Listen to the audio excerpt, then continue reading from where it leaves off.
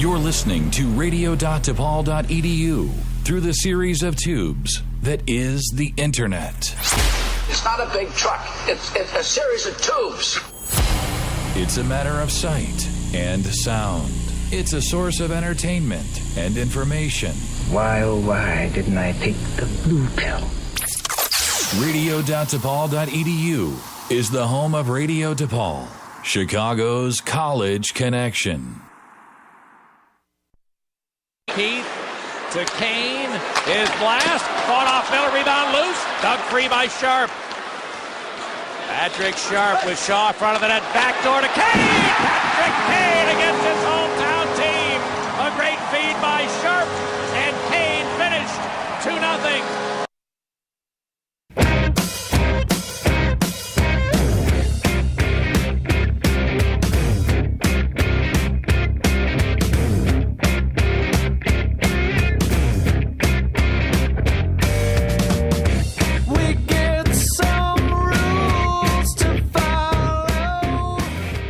Welcome into the lineup here on Radio DePaul, Chicago's College Connection.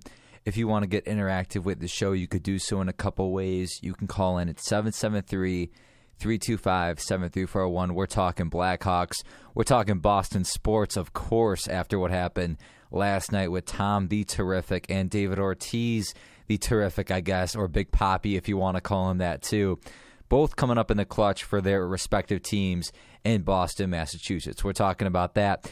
And also the NFL teams. And later on, we'll be having Matt Eurich, who is the Bleach Report columnist, and he also writes about the Chicago Bears on Bleach Report. So we'll be talking to him later about the Big Bears W over the New York Football Giants, or Big Blue, and also the trip to D.C. coming up against the 1-4 Redskins. And then we're maybe going to get into the Packers game, who the Bears will be playing after the bye week, and that is coming up in after the Redskins and then the bye week, and then they play the Packers. So it will be a very interesting next 3 weeks for the Chicago Bears team to see how they play against tough opponents, even though the Redskins are not, as of the record saying, the record doesn't say that they're the best team in the world at 1-4, but again, having RG3 and Alfred Morris and Pierre Garçon, they have weapons, even though their defense is not playing up to par. But we'll be getting to the Bears later on the show, unlike how we usually open up the show. But the highlight you heard to open up the show was Patrick Kane scoring his 4th goal of the season.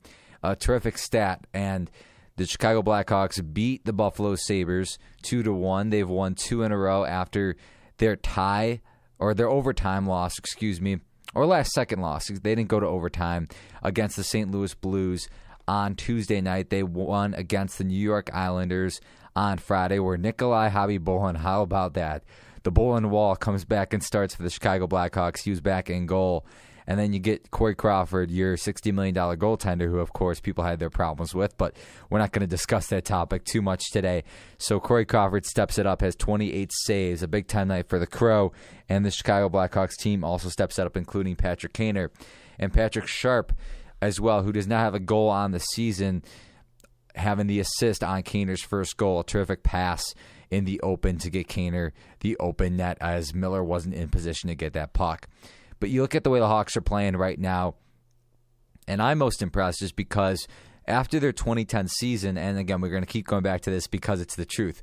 They gave away all their guys. They traded They traded a lot of their guys just because of the salary cap, and that was a very understandable move. But now you come into this season having a lot more expectations just because this team is so much more experienced, number one. They've been together for a Stanley Cup run for the most part. A lot of these guys, obviously the rookies on the number 3 and number 4 line, but you're talking about this Hawks team having a lot more experience than they did in the 2011 season after they won the Cup, which is why, again, after a very tough loss to St. Louis, you come back home for 2. Obviously not that those games were not on the road, but 2 very tough opponents, in my opinion, even though Buffalo is 0-5-1. They play teams very close, and they play the Blackhawks very close. And they scored 1 in the third period to cut it to 2-1. And again, Corey Crawford shut down from there on out, and the Hawks look terrific on defense, especially Marian Hossa.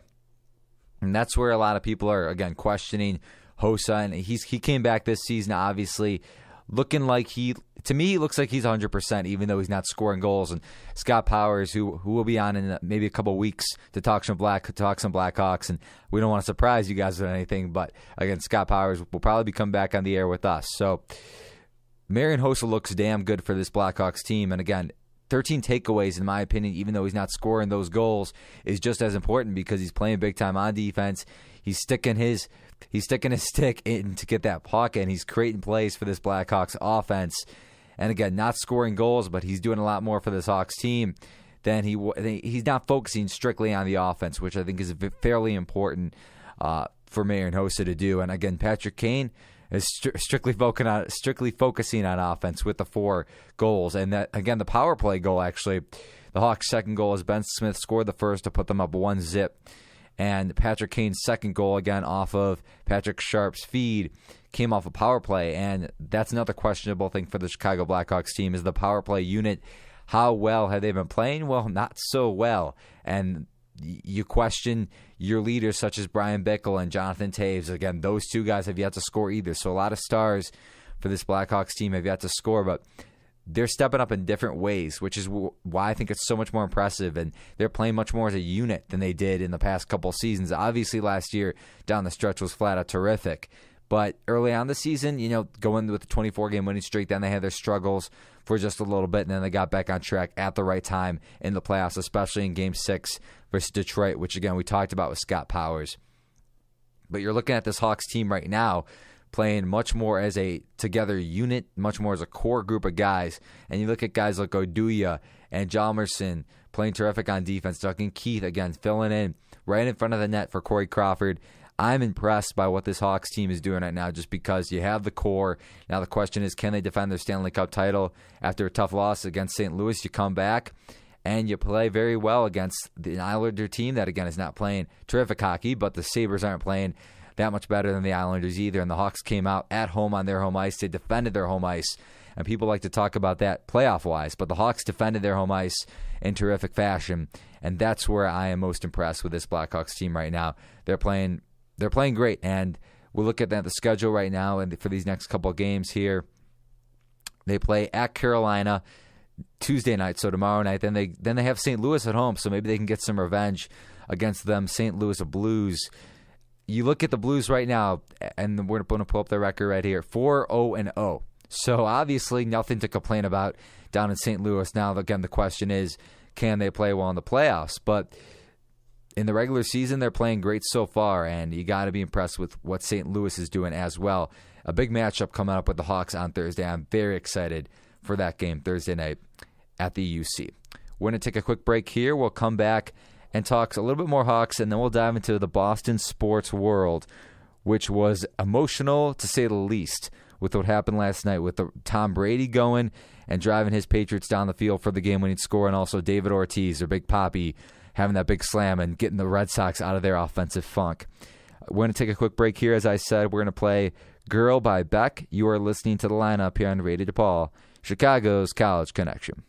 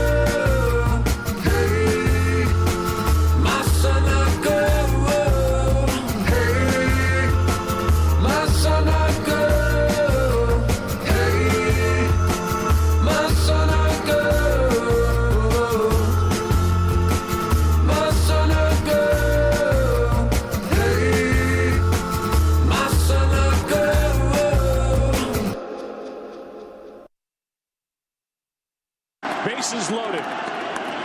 2 out. Hard hit into right. Back at the wall. Tie game. Big Poppy. The grand slam.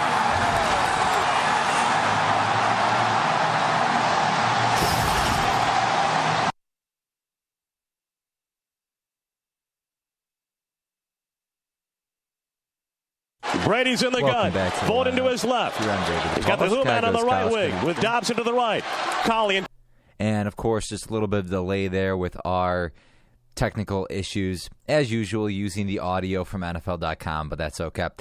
As you heard, David Ortiz with the grand slam, and we were trying to play you the Tom Brady touchdown, and I found a terrific radio highlight. One that you're not going to hear too often. I think I have it ready to go. Tompkins left. Brady's in the gun. And I'll play it for you guys right now. Sorry for the interruption. I will play it for you guys right now. Here's Tom Brady's touchdown. So, again, we're going to talk some Boston sports, but here's Brady touchdown to Kenbrell Tompkins to give the Patriots a win over the Saints and a big-time win in Boston at Gillette Stadium. Vold into his left.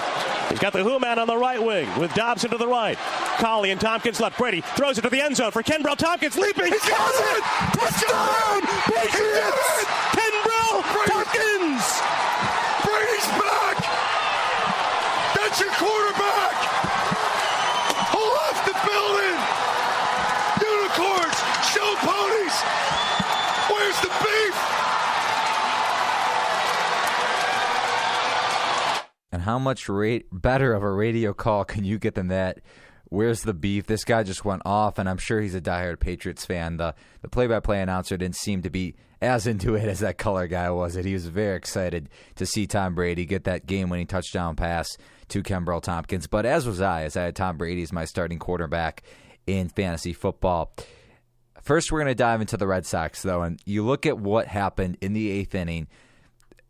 Amazing things happened for this Boston Red Sox team, and things that I didn't think was going to happen. If you were following my Twitter feed, I'm sure you were not, as I'm sure I can get quite annoying sometimes, but that's okay. You saw a lot of things that I was hating on the Boston Red Sox yesterday. I mean, for good reason. First, I talked about the Red Sox offense. Where has it been? Then you're looking at an emotional day in sports, and Detroit can steal home field advantage not only to get one game in Boston, but to take 2 games at Fenway Park and to make it seem like Fenway is their home park. And then you're talking about, I already counted the Red Sox out, and I don't know too many people who counted the Red Sox in that game after the 7th inning. And I was looking forward towards the Game 3, where it's Verlander Lackey, and then you had Peavy in Game 4. But then what happened was, of course, and I'm sure you guys know what happened, Will Middlebrooks broke up the game with a base hit, I believe, or it was Victorino, actually. Victorino broke up the no-hitter for Max Scherzer, and then Dustin Pedroia hit a double to left center, so that gave Boston the run to make it 5-1 to Tigers. And then David Ortiz, of course, with Middlebrooks, and that's where I got confused there. Middlebrooks, Ellsbury, and Pedroia on. And I was looking at the lineup card while I was watching the game, and I was thinking to myself, how is David Ortiz going to get up? Because as soon as Middlebrooks got on, there was Ellsbury, Victorino, and Pedroia, and Ortiz was fourth with the Red Sox down 4 and out. I was again thinking, how is Ortiz going to get up there with the bases loaded trying to tie this baseball game? Well, Victorino struck out. Pedroia got on single to shallow right. So that did not advance Middlebrooks to home plate to score the Red Sox second run of the game. And then Big Poppy does that. And again, I hate Joe Buck, and I made that very assured on this radio show that I hate Joe Buck's announcing, but that was one of the best home run calls I've heard in a long time, just because how emotionally filled he was with that home run call, being the ALCS and having that comeback. Boston strong, if you still want to use that term, very much so Boston strong, as David Ortiz tied the game. And what a grand slam that was to give Boston an opportunity to win that game. And you knew as soon as that happened that the Tigers were not going to have a chance to come back in that. With Benoit coming up, again, he gave up the game with Jared Saltalamacchia up at the dish, and Saltalamacchia drove in. I'm trying to blank. Oh, Johnny Gomes. As Johnny Gomes reached, and again, we're going to get into what happened with Prince Fielder, and on the right side where the fan reached over a Steve Bartman-like play on the anniversary of Steve Bartman, I guess you could say. But in Chicago, as it happened 10 years ago today, where he reached over and interfered with Moises Alou's catch. But right now for Boston, the momentum is clearly on their side. And again, I can't wait to hear what Tom's perspective is on this as well. The momentum is no doubt on the Red Sox side of things in the ALCS. And this Detroit team could have gone back to Detroit with a 1-2-0 series lead and had Verlander on the dish on the bump in Game 3. And then maybe you give up one with Fister and Peavy because you know Peavy is going to be a gamer. And I'm going to talk about that in a little bit with Tom. But this series has totally switched sides as the Red Sox have all of a sudden grabbed the momentum. And now, as bad as a matchup it is for Lackey and Verlander, this offense has come to play because the Red Sox scored 1 run in 17 innings against this Detroit Tigers team. And then with one swing of the bat, 4 runs come across the plate, and David Ortiz is proclaimed a Boston hero as well. What a hit that was. And again, we're going to get into that with Tom as well. But another Boston hero, and again, you heard the call with Tom Brady scoring the game-winning touchdown against the New Orleans Saints. And Rob Ryan's facial expression was to die for as he was just pissed off. But I don't know how you cannot be pissed off. You're looking at that Saints team right now. How long will it take for them to get over this game? I don't know. And again, you're looking at it from the Saints perspective. They've done a lot. They did a lot in that football game to win. And Drew Brees, of course, having the opportunities to make plays. He made a lot of big plays for them with Kenny Stills, the former Oklahoma receiver, to put the Saints within position of a couple scores, and the Saints eventually took that lead, or they actually gave the Saints the lead in the fourth quarter, this Kenny Stills touchdown, and then the field goal to tack it on to make it a 4-point game, and then Tom Brady, after throwing an interception, and you're thinking with 2 minutes left, this ball game is over. As Hawk Harrelson likes to say, it wasn't over for Tom Brady, and he did his thing with this young receiving core. Again, it's Boston's comparison with both teams, with the Red Sox and Tom Brady's Patriots. Tom Brady has been the fixture of the Patriots since 2001.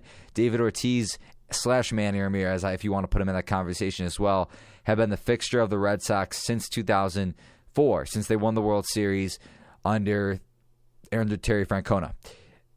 It's unbelievable that those two guys are still doing their thing for their respective teams in big-time spots. And that was a big-time game for both teams, as the Pats would have fallen to 4-2, and the Red Sox would have been down 0-2 in that series. Obviously much more important for the Red Sox perspective, as I mentioned, to go back to Detroit down 0-2 would have been quite a hole to go out of, again, going against Verlander in Game 3. But, again, to have this victory with David Ortiz at the dish, it's unbelievable. We're going to talk more Boston sports when Tom comes into the studio next. You are listening to the lineup here on Radio DePaul, Chicago's College Connection. If you want to get interactive with the show, you could do so in a couple ways. You can call in at 773-325-7341. You can also tweet at the show, at the lineup RDP. That's my personal handle / the show's handle as well. I'm taking your Twitter questions. If you're listening on the Radio DePaul website and you're at DePaul on campus, you can check us out on Channel 44, and also be sure to check out our website, The Lineup, www.thelineupradiodepal.weebly.com. I have a blog up from before the Pirates lost their series versus the Cardinals. You could check that out as well as some past podcasts, and I'll post the podcast from today's show up as well after this. And our Matt Eurich from Bleach Report is coming up at 4:30 to talk Bears, Bears-Giants, Bears-Redskins, and Bears-Packers in 3 weeks. We're going to take a quick song break here. We're going to play a little bit more alternative music. We're going to go with Blink-182, rock / alternative. I like to put it in that perspective. Again, you are listening to the lineup here on Radio DePaul, Chicago's College Connection.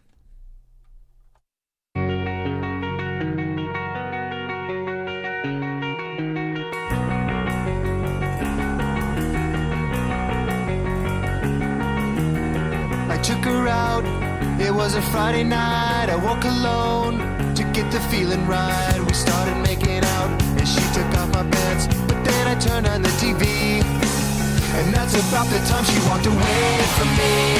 Nobody likes you when you're 23, and I saw more of these my TV shows. What the hell is ADD? My friends say I should act my age. What's my age again? What's my age again?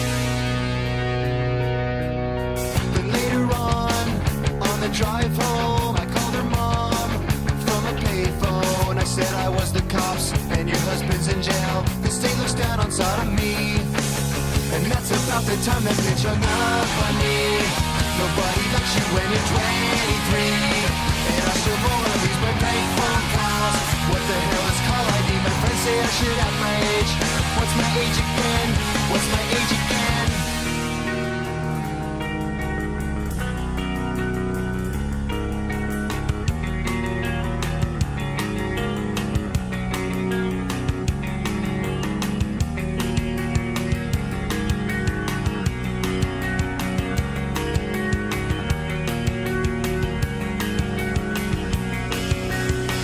About the time she walked away from me. Nobody likes you when you're 23. And you still act like you're in freshman year. What the hell is wrong with me? My friends say I should have my age. What's my age again? That's about the time that she broke up with me. No one should take themselves so seriously. With many years ahead to fall in line. Why would you wish down on me? I never wanna act my age. What's my age again? What's my age again?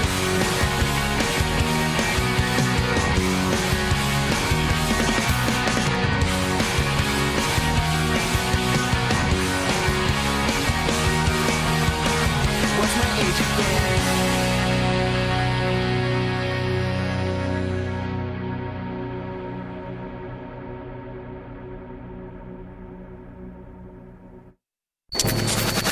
You are connected to Radio DePaul. Ladies and gentlemen, you know who I am? This is Jackie Mason. You know why I'm here? To protect your house. Now you're probably saying to yourself, who is he to protect my house? You're probably wondering what kind of a joke this is. This is no joke. This is a serious matter about wildfire. Wildfire all over America has been destroying homes throughout this country. It's a lot more dangerous than you think, and this is a very serious issue. Be careful to make sure the leaves and the brush around your house area is immediately eradicated so that, in God forbid, in case of a problem, your house will be protected. And that's more important than any message you've heard this week. Your own home is your castle. It's your life. It's everything you have on this earth that matters. That's where your children are, your wife is. I don't know about your wife, but your children. And if you want to protect them, this is what you ought to do. Look up your internet and look for firewise.org. If you don't have a computer, write to Firewise, Washington, D.C. 20240, and tell them Jackie Mason, I reminded you to take care of your house. Thank you.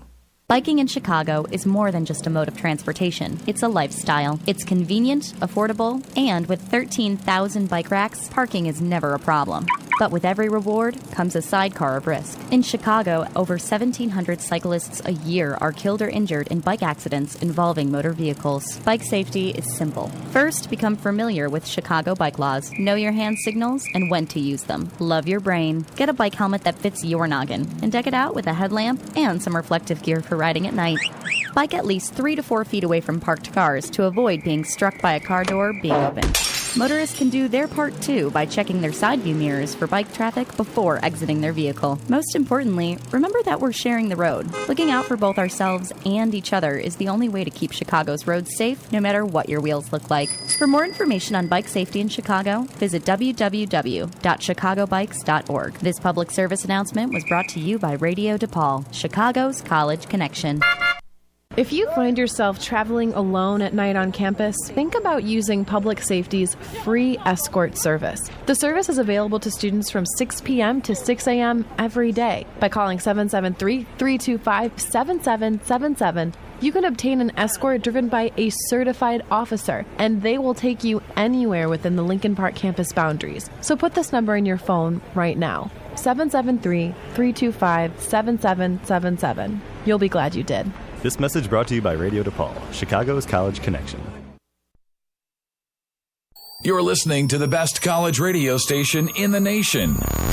Quiet, numbskulls, I'm broadcasting. No, really. 2010. Radio DePaul, Chicago's College Connection. Welcome back to the lineup here on Radio DePaul, Chicago's College Connection.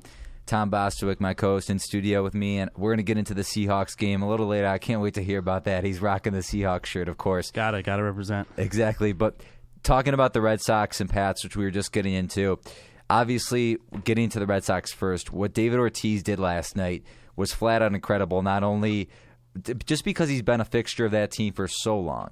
Absolutely. The last night I checked the score. Unfortunately I missed it because I was flying, but I checked the score before I leave, and I saw Detroit was putting a little beat down there on the Red Sox. So I figured I'd land and see the Sox in a 2-0 hole. But Ortiz, man, with that 8th inning grand slam, almost like reminding you a little of that 04 magic. This Boston team just kind of playing with house money right now. That's what made it so special. I think is Ortiz being that Boston hero. You saw after the marathon how passionate and how much he loves the city. So for him to deliver like that is huge. That's true. This is our bleeping city, as he said. There we go. And again, we heard it last night. Not only through his emotions, but through his bat, just how much he cares. You talked about it, Tom. Just how much he cares about that team. Stepping up to the plate, first pitch, just hitting that ball out, and he's been doing this since 2004, since Manny Ramirez. Obviously, you're looking at this Red Sox team, Dustin Pedroia batting in front of him, but that's no Manny Ramirez. That's no playoff veteran. As you like, obviously, I think Pedroia was a part of that 07 Red Sox team. He was part of the 07 team, yeah. Right, but former MVP candidate too, so definitely a great player. But you like you said, Man Ram, obviously 2 different players. Right.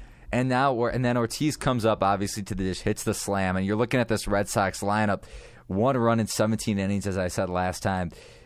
4 runs off 1 hit in that 1 inning. So that's basically 5 runs in the 2 innings to cancel out all that emotion, all that pain that Red Sox fans and players had to go through. Absolutely. That first pitch, step up, just knock it out. And it's great to see Ortiz bounce back like this because, after the year the Sox had last year, you thought maybe Ortiz was done. He was, the prime of his career is obviously past him, but he bounced back in a big way this year. And it's great to see he's still providing the spark, still providing the heart and the offense for this Boston team. Right, and I'm going to pull up David Ortiz's stats, and good point, Tom. We're going to look at that from last season. But to do this, obviously, against the Detroit Tigers bullpen and not Max Scherzer is the question going into Jim Leland's mind today. Did he make the wrong move? Yeah, you don't know. I mean, the Detroit pitching has been as advertised so far. I mean, Anibal Sanchez no hit through 6 innings, and then Tigers almost had a 6-pitcher combined no-hitter there the first game, and then Scherzer last night was great.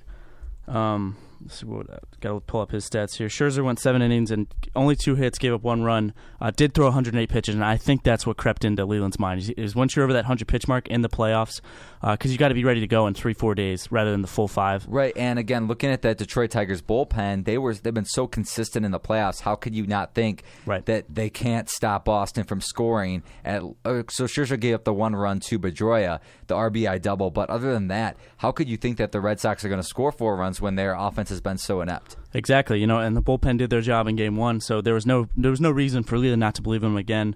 Unfortunately, the same guys who got it done in Game 1 are the ones that blew it there in Game 2. Porcello, I guess he took the loss, but I mean, really, he didn't deserve it. No, not at all. I mean, Benoit gave up the grand slam? Yeah. So their closer, the guy they're going to need to be lights out. Unfortunately, gives up the slam to Poppy. Those runners weren't all his though. I think 1 runner was attached to each of those relief pitchers. Yeah, Veras, Smiley, Albuquerque, and then Benoit gave it. Wow, that's crazy. And going back to, obviously we didn't get a chance to talk about this, but Max Scherzer's performance against the Oakland A's, striking out the side with the bases loaded. Do you think that also maybe having that opportunity to pitch only 2 innings, right, and then he comes into today's game pitches or last night's game pitches 7, 9 innings in 2 games? You think maybe he can go out and pitch a little more? Yeah, like I said, it's been a long season. He had obviously the season of his life, so you don't know if his arm is used to pitching as much as he did this year. So just Leland, I think, knowing this is going to be a long, could be a long series here, could be a long World Series, wants to have his best arms ready and healthy. I mean, because Sanchez was wheeling and dealing, but again, his pitch count was at 115 through 6. So I get why Leland, you got to have trust in your bullpen that, they got you this far. And looking at Poppy's numbers from last season, you were talking about it, Tom, the 318 average, you can't complain with that, but 23 home runs and 60 RBI, that's not Poppy-like. Exactly. So obviously for him, batting that cleanup spot, Boston fans are used to him pelting home runs into that pesky pole there, and obviously he hit it center right last night. Yeah, right center. You saw the bullpen. Did you see the bullpen police? Cop, the police cop at the. And Torrey Hunter was complaining that the policeman did not help him up. Oh, okay. A little Boston animosity there. Hey, he's celebrating, man. Poppy just blasted. He's a Red Sox fan, exactly. What are you supposed to do? Help a Tigers player up? I don't think so. I know, right? Great effort by Hunter, though. No, terrific effort. And let's get into that now. Obviously, Torrey Hunter, I was thinking when I saw that replay that was Barry Bonds-esque in the All-Star game. Diving over the wall there. Robbing that home. Obviously not to the extent, game-wise, ALCS All-Star game. Right. Yeah, no, it was a crazy effort. I mean, that's what he's done his whole career, man. He's a gamer. He's been a great player. Not delivering in these playoffs, though. No doubt about it. And Torrey Hunter in the ALCS, batting 100, over 5 last night with 2 strikeouts. Yeah. Everyone got to Buchholz, it seemed like, but him and Austin Jackson, who's also struggling. He has gotten a hit in the ALCS, but that's about it. Right, I know. And they're going to need those 2 guys to obviously perform because those are your 1 and 2 hitters. We know about Cabrera, we know about Fielder, we know about Martinez and Peralta, but you want those guys up front performing for you. Looking at the Red Sox, so they got to get to these Detroit the starting pitchers. I mean, now they got Verlander up next. The way they've looked against Sanchez and Scherzer, this could be they're gonna have to scrap. I think more so than anything right now they have the confidence to do it. Not after game 1. You're talking about Scherzer coming in after his ace performance, very confident. Right. And this Red Sox offense on a back-to-back. Maybe if they had a day off, but they weren't confident at all. No, not at all, and it showed obviously through 7 innings. But good for them. Kudos to them for shaking it off and getting that explosion there to end up winning the game. And now let's dive into a little bit of Steve Bartman. And it's Steve Bartman Day here in Chicago, but again, I talked about it. Yeah, Tom, again with the size. But I talked about it here on Twitter. Maybe it should also be Steve Bartman Day in Detroit after what happened last night. And I'm going to play you the highlight of a fan interfering with Prince Fielder's catch. Yeah. So here's the highlight, and we'll discuss this afterwards. But again, a fan interfering with Prince Fielder's opportunity to catch a foul ball. And again, this is Saltalamacchia's at bat. So Saltalamacchia driving in the game-winning run. Here it is.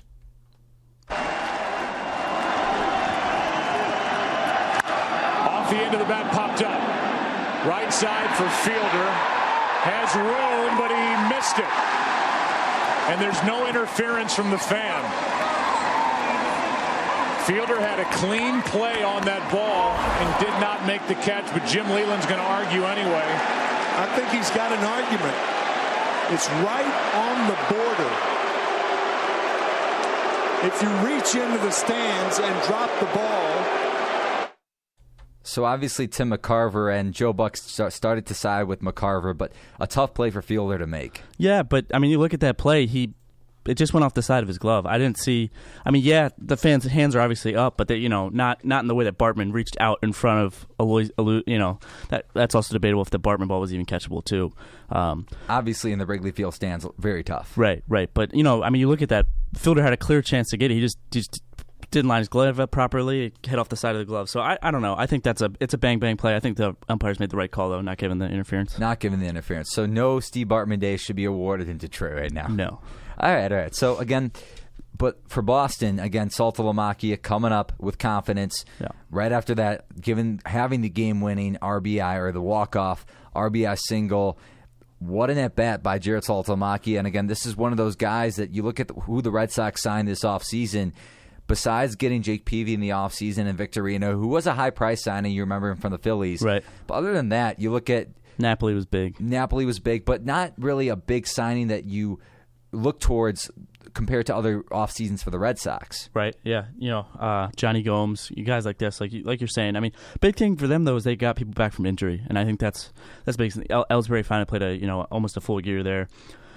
They got Steven Drew. That was a nice signing. You had Middlebrooks, I think, came up through their farm system. So just almost not your typical high spending Red Sox team. They got the stars, obviously, Pedroia and Ortiz, but not used to like the Yankees payroll or something. And the difference was, I mean, Pedroia was brought up through their system, and Ortiz has been there since 2003, 2004. Yeah, came over from Minnesota. Exactly, and he didn't perform in Minnesota at all, and as soon as he comes to Boston, so I don't want to get into the steroid issues. Yeah, but I mean, you look at it, I mean, I think he did get caught, right? He did get caught with Manny.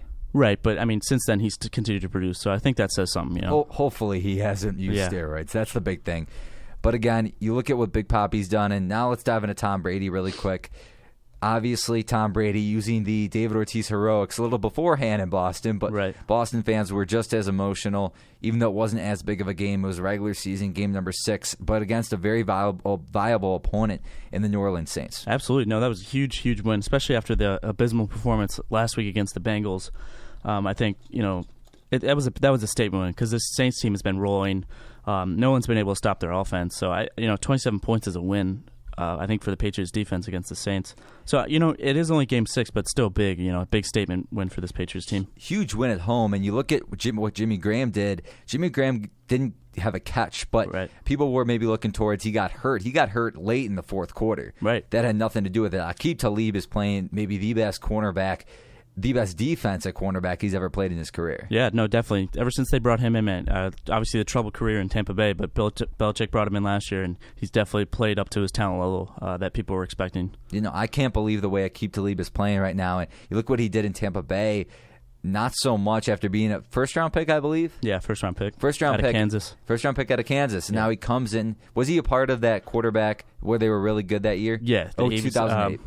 I think he had 2 interceptions in that Orange Bowl victory over Virginia Tech. So Yeah, and again, very good cornerback out of college, as Tom mentioned. Right. And now in the NFL, he's finally starting to understand how to play the cornerback position, not only against wide receivers, but against big tight ends like Jimmy Graham. Absolutely.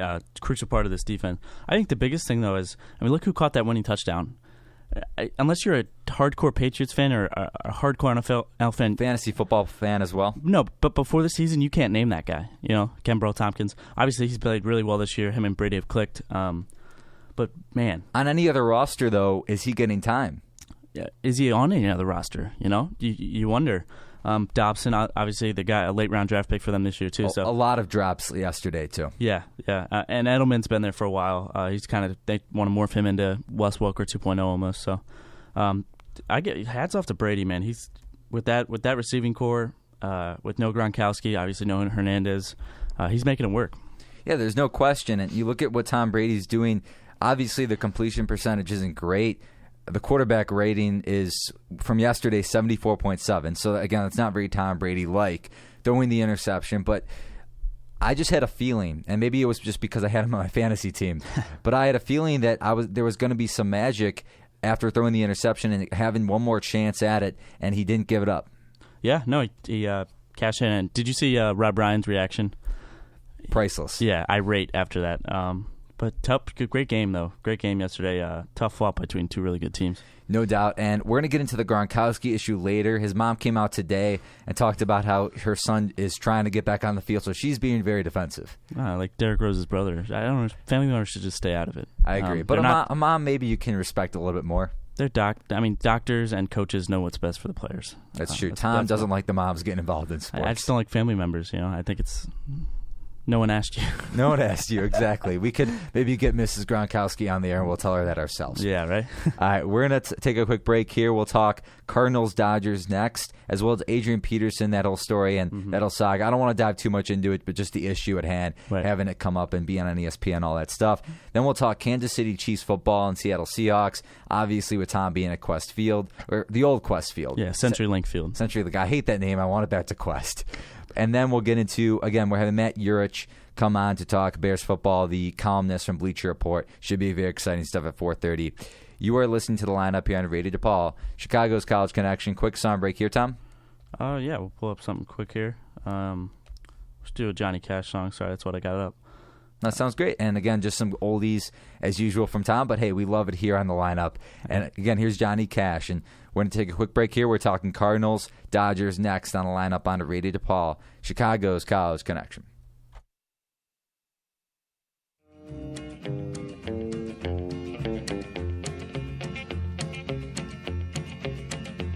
Everybody knows where you go when the sun goes down. I think you only live to see the lights uptown. I wasted my time when I would try. 'Cause when the lights have lost their glow, you cry. Soon your sugar daddies will all be gone. You wake up some cold day and find you're alone. You'll call for me, but I'm gonna tell you bye. When I turn around and walk away, you'll cry, cry, cry. You're gonna cry, cry, cry, and you cry alone. When everyone's forgotten and you're left on your own, you're gonna cry, cry, cry.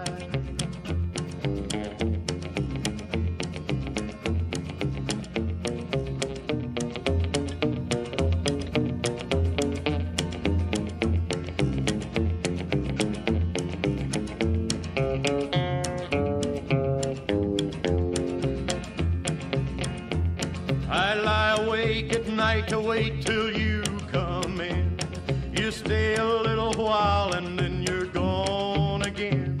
Every question that I ask, I get a lie, lie, lie. For every lie you tell, you're gonna cry, cry, cry. When your fickle love gets old, no one will care for you.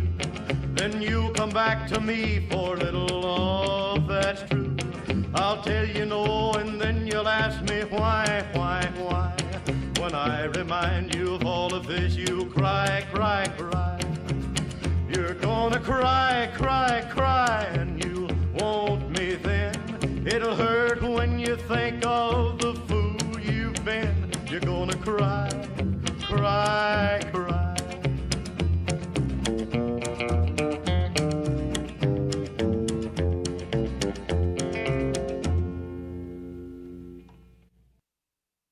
Hey, get rhythm. When you get the blues, come on, get rhythm. When you get the blues, get a rock and roll feeling in your bones. Put taps on your toes and get gone, get rhythm.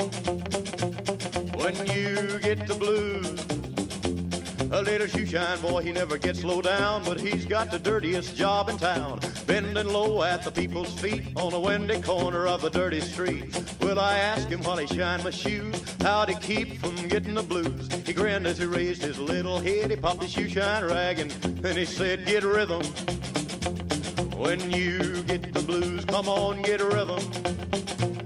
When you get the blues, a jumpy rhythm makes you feel so fine. It'll shake all your trouble from your worried mind. Get a rhythm. When you get the blues.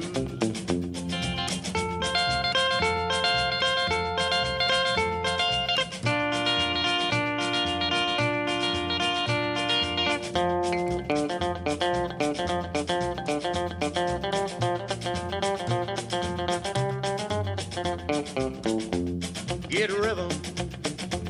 When you get the blues, come on, get a rhythm. When you get the blues, get a rock and roll feeling in your bones. Put taps on your toes, get gone, get a rhythm. When you get the blues. Well, I sat and I listened to the shoeshine boy, and I thought I was gonna jump with joy. Slapped on my shoe polish left and right. He took his shoeshine rag and he held it tight. He stopped once to wipe the sweat away. I said, you mighty little boy to be a-working that way. He said, I like it, with a big wide grin. Kept on a-popping and he said again, get a rhythm. When you get the blues, come on, get a rhythm. When you get the blues, it only costs a dime, just a nickel a shoe. It does $1 million. You're listening to the best college radio station in the nation. Quiet, numbskulls, I'm broadcasting. No, really. 2010. Radio DePaul, Chicago's College Connection. Welcome back to the lineup here on Radio DePaul, Chicago's College Connection.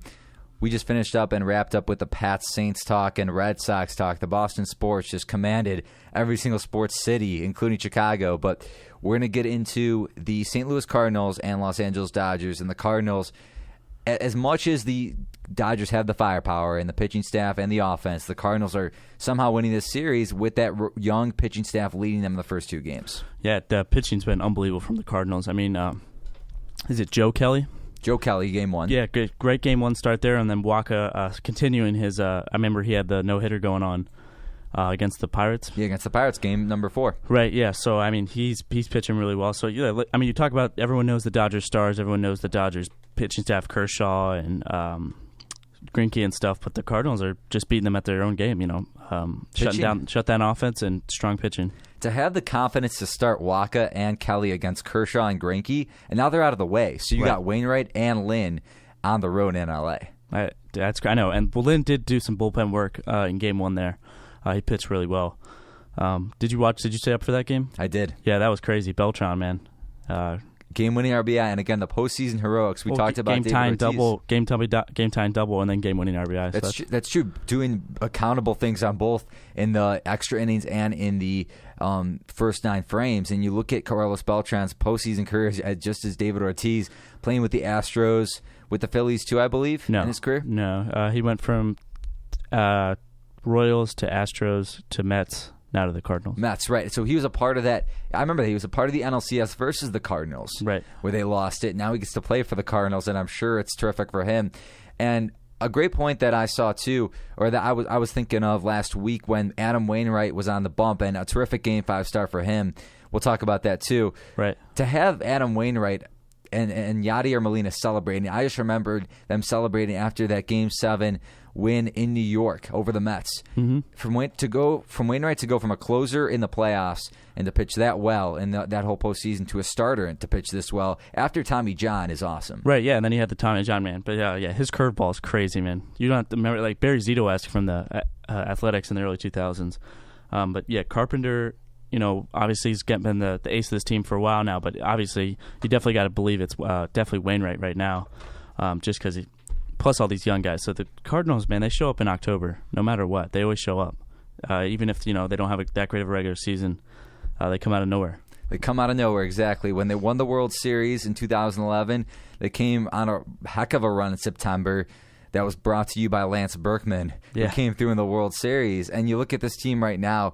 David Freese, still from that World Series team, a very young hitter, and he came through in that Game 5 versus the Pirates with the 2-run jack to start it off. Yadier Molina still there, batting the 4 spot, too, which is awesome. Matt Holliday, too, an acquirer from the Rockies a couple years ago. But, Molina's really turned himself into just a great all-around player. Always been a great defensive catcher, but his hitting the past couple years has gone off the charts. And it's great to see because, he really helps drive this Cardinals lineup now without Pujols for the past 2 years. That's true. And you look at the leadoff hitter for the Cardinals, too, Matt Carpenter. He went 1 for 19 in the NLDS. Right. Now he starts off 1 for 3 and then 1 for 4 with a run in Game 1 and 1 for 3 in Game 2. So a good start for Carpenter. Better at least than games 1 through 5 in the NLDS. Yeah, and I think he drew 2 walks in Game 1, the second of which was huge. It was in that 13th inning that led to Beltran's game-winning single there, though. So, anytime you can get your leadoff guys on base is huge. And I think what's huge is Beltran, if you can have that much productivity from the 2 spot, both power-wise and, getting on base and stuff, that's just huge. And then to have the confidence to put Yadi in the 4 spot, and he's producing offensively. Right, absolutely. He's like, him and Buster Posey have really kind of redefined the catcher position now, because now you almost expect your catchers to be a pivotal part of your offense. That's true. I want to see what Yadier Molina did in the early part of his career to see if I don't believe the offensive production was there at least for the first 5-6 years of his career, and he's been a St. Louis Cardinal all of his career, I believe. Right. His career average is 284, so I don't mean to interrupt you there, but maybe that tells you a little indicator. No, that's okay. Going through his stats right here. I'll start in 2004. So just really quick. Obviously, didn't play too much. 2 home runs, 15 RBI. 2005, 8 home runs, 49 RBI with a 252. 2006, 6 home runs, 49 RBI with a 216. 2007, 6 home runs, 40 RBI, 275. 2008, 7 home runs, 56 RBI, and 304 batting average. And that was the year that they played well that year too. 6 home runs, 54 RBI, 293 and 09, 262. So the average dropped down there a little bit with 6 home runs, 62 RBI, and then through 2011 and this past 3-year stretch has been. That's where the home runs and the batting average has been consistently over 300. Right. That's impressive. You look at that kind of consistent. Other than the World Series year, he's pretty much been a above average MLB player. And obviously, like we said, the defense has been an integral part of his game ever since he came up. But just the last 3 years, like you mentioned, every year has been over 300. Home runs have been. The career high, I guess, is 22. That's impressive. That is last year. Absolutely, and obviously that's given the Cardinals manager, McCarthy. Yeah. Giving him confidence to bat Yachty in the cleanup spot. Especially because McCarthy used to play catcher for the Cardinals too, as well. Okay, I didn't know that. Way back in the day, that was I believe I played catcher somewhere. If I'm wrong, there someone could call in and let me know. We have a caller on hold. We'll put you on the air. So please tell me what's your name and where you're calling from. I'm not going to call you out, Eli, but this is Mitch Robinson from State College, Pennsylvania, long-time listener, first-time caller for the season. How are you guys doing? We're doing good. Yeah, we're doing great, Mitch. Thanks for calling it, as always. Using that lie that you used from last year. And now, of course, I'm sure you want to talk some Penn State football, but if you want to dive into some baseball, too, have you been watching any of these NLDS and ALDS games, or NLCS and ALCS games? I caught some of the scores earlier in the playoffs when the Bucks were still in it, just because I'm in that region. I saw the win of the Red Sox win last night again over Detroit, but besides that, I haven't been really following. That's okay, Mitch. Sometimes people just don't want to pay attention to baseball, and we dove into our aspects with the Cardinals and the Dodgers, and we'll get into a little bit more. But I know you want to talk some college football. We can get into that now too. So Penn State, Michigan. I'm sure you were at that football game. Oh, absolutely, no questions asked. Whiteout? Was it a whiteout game? White House. It was unbelievable. I mean, going into the game, people weren't really expecting a win. They were expecting a game, but not necessarily a win. And a 4 overtime game in Happy Valley is just something you can't even ask for. It just happens. No, yeah, that's true. And just the way, again, Mitch, you've been talking about it on Twitter for the past month about Bill O'Brien. And you talk about this Penn State football team with the freshman quarterback Hackenberg. If I'm pronouncing their name correctly, yeah, they're playing awesome football right now, and at 4-2, I believe. Yeah, we're 4-2. I'm going to be honest though. I know towards the end of the game, and especially in the overtimes, Hackenberg played well. But for the first 3.5 quarters of the game, I was not happy at all with his performance. Yeah, obviously a freshman quarterback. At home, you'd expect a little bit better, but I think it's just part of the growing pains. Like you said, he turned it on there in clutch time. Was huge. What was going through your head though when Penn State blocks the field goal and then proceeds to miss the field goal for the win? I think everyone was riding the fact that we couldn't believe. I think it was Robinson who blocked. I'm not exactly sure, but it looked like Robinson was the one who blocked it, and he's been the MVP. I think at least for the team. This year, so to watch him block that, the whole stadium just erupted. I think we were more surprised that, I forget his name, I think Gibbons or something like that he missed the 33-yard field goal attempt in the third overtime. Right. I mean, Michigan had a lot of opportunities to win that football game, a bunch of field goals. Obviously, the one being blocked, and the second one that was just missed. And then you can't give enough credit to, as you mentioned, Robinson. We're talking about Allen Robinson. He blocked the field goal, too? I know he was on the special teams group that did block it. I'll have to rewatch the replay for the fifth time, but I think he was. Yeah, I know you want to be watching that as much as possible. But not only Penn State, there was plenty of upsets all weekend between Stanford went down, Georgia at home. Mizzou looks good. Mizzou looks good. I think it was really funny. I was watching Johnny Manziel hold that, or he started, who'd they play? Ole Miss. Ole Miss. They started that upset away. But it was really funny to watch him on TV, because each time the Ole Miss scored, he smiled. And it was almost like, finally I get a challenge, or finally there's some pressure. It was ridiculous. Right, yeah. Every time I think, like you said, every time Ole Miss scored, they would pan over to Manziel, and he'd have that little smile on his face. Or one time he mouthed the expression "Wow, let's go" or something. And I don't know. He's a joy to watch. He's a gamer. Yeah. And you look at the Texas A&M schedule. Obviously, the Bama game stands out to you, being that one tough game. But now, will they have the opportunity, if Oregon goes down, maybe to jump? Maybe Clemson drops out of those 2 and 3 positions. Will Texas A&M have the opportunity to play for a national championship against their SEC rival? That's the big question right now. That is a big question. I personally don't think Ohio State will get it. I think they'll either one, lose, or two. I think there'll be two other teams that have an undefeated schedule that will take over. I mean, Ohio State just doesn't have a strength of schedule. Right. Big Ten's down this year. Who do they play? Michigan? They just lost to us. They're not even ranked anymore. Mm-hmm. And then they beat Wisconsin and Northwestern already, and those are the three big games. And Northwestern has gone down the tank at least at losing to Wisconsin on the road. That's a game you have to have. Yeah, getting Northwestern didn't even score 7 points. Yeah, getting beat badly. Yeah, you can't do that on the road, especially. And I now, mean, I just don't see it in the books for them, but I'd love to see, just for the sake of it, A&M to make it and just see what that looks like. no, Manziel against Alabama, that defense, he put up a lot of points, 41 points. To see him play them again with the stakes on the line like that, and he's a gamer. And again, Tom, and you were mentioning the fact that he was saying wow, and just with those facial and mouthful expressions against Ole Miss, I would love to see what he would say against Alabama. Right. It's very interesting. Yes. Yeah. But looking at it right now, Florida State or Clemson, one of them's going to lose because they got to play each other. So that knocks out one team. I just don't really see Oregon losing. Excuse me, especially since Stanford lost. And Oregon handled Washington pretty handily. Washington put up a good fight. They destroyed them. Right. It was crazy. It was a one-touchdown game going to the fourth quarter, but then the Ducks ran wild after that. But yeah, really, LSU.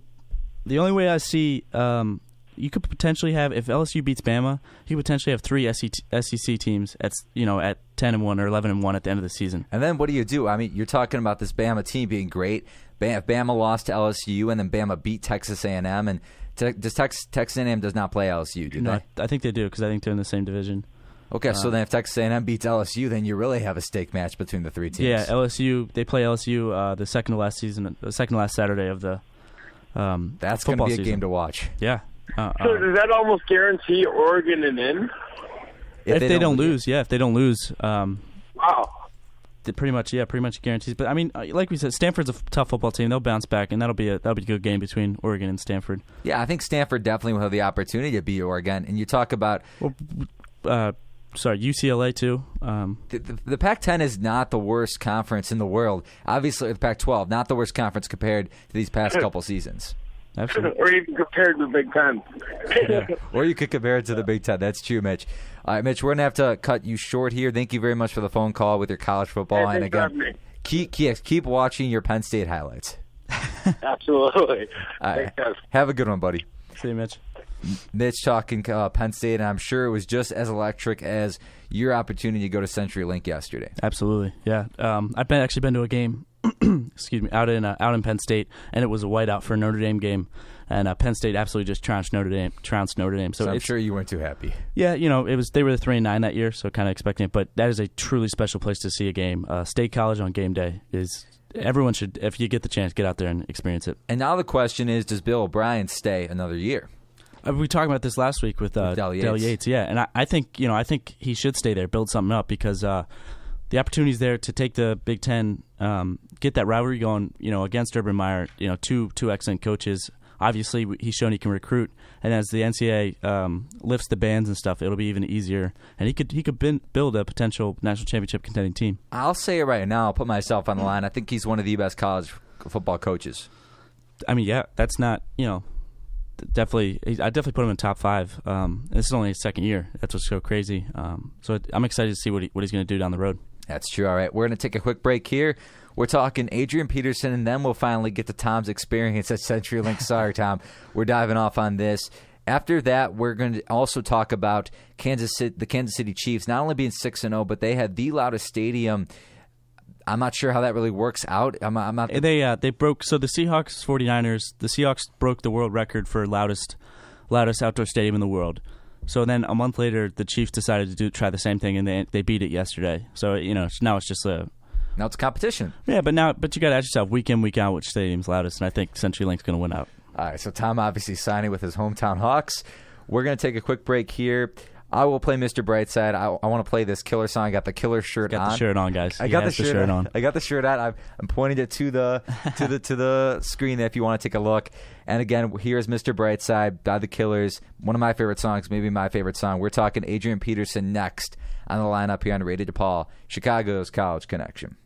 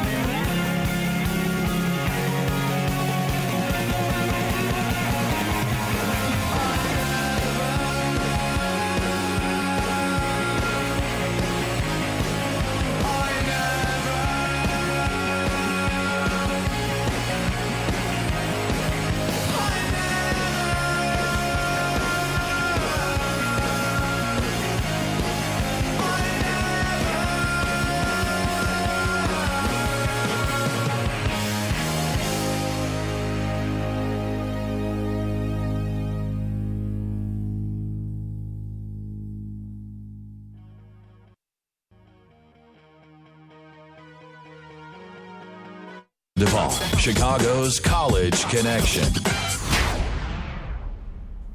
Welcome back to the lineup here on Radio DePaul, Chicago's College Connection. We're going to dive into Adrian Peterson's story. And, of course, Tom, were you on the road at that point to Seattle, and did you get a chance to hear? Yeah, I was. I'd flown in the night before, so I was watching SportsCenter, and that popped up, and I was just, kind of shocking news. That someone would assault a 2-year-old is, terrifying. And then just a couple hours later to hear that his son died was that's truly tragic. Prayers go out to him and his family. And I think Adrian Peterson had the opportunity to go out to South Dakota to see his child one last time. So that was pretty cool to hear. Obviously not cool in that fact, but for Adrian Peterson to have the opportunity to do that, obviously being on a professional football team, you got a very strict schedule. Right. Yeah, no, that's great. He was able to get out there. I think talking about his decision to play, I don't see any problem with it because, when something tragic like that happens, you got to find solace, you got to find joy in anything, And so, can I read a quote from him real quick? So I don't ask people to try to understand my mindset and how I think. Anything that's bad, I try to take good from it. That's the way I approach life in all situations. I never thought about not playing. It was all about just going out there and having the strength to play and having the strength to get through and help my team. Right, and in addition to that, he talked about, I don't think this was quoted, but he talked about how he uses sports to get his anger out. Right. And that's where I was thinking this is going to be Adrian Peterson's field day against the Carolina Panthers. Fortunately for him, it was the exact opposite, at least not for his stats, but the team. Right, I was tough loss, tough blowout loss there. But I think, if you think your team is your family, so you want to be around your family when something tragic hits. So obviously he was able to go to South Dakota, which was great. And then he was also able to be around his football family, the guys, that look out for him every day that he spends. Especially because this woman wasn't his wife. Right. Right. That's the big thing, and we don't want to get into that issue. No, we won't. Yeah, but that was the big thing, and you talked about it. That was a great point, Tom. That this team is his family, and a lot of these guys, Matt Castle not being there for a while, but look at Kyle Rudolph, Greg Jennings being a veteran, Joe Webb has been there for a long time. Guys like that, and also on the defense with Chad Greenway, right. Guys on the line. Everyone knows Adrian Peterson without a doubt on that football team, and they all care about him to that extent. Exactly. So, you definitely think it helped being around them. We were talking during the break about ESPN kind of, they're almost, how do I put it? They just didn't really respect the boundaries. And, we both kind of agreed it was kind of callous and kind of... Yeah, I didn't think they should have had the story on ESPN just because I think it's...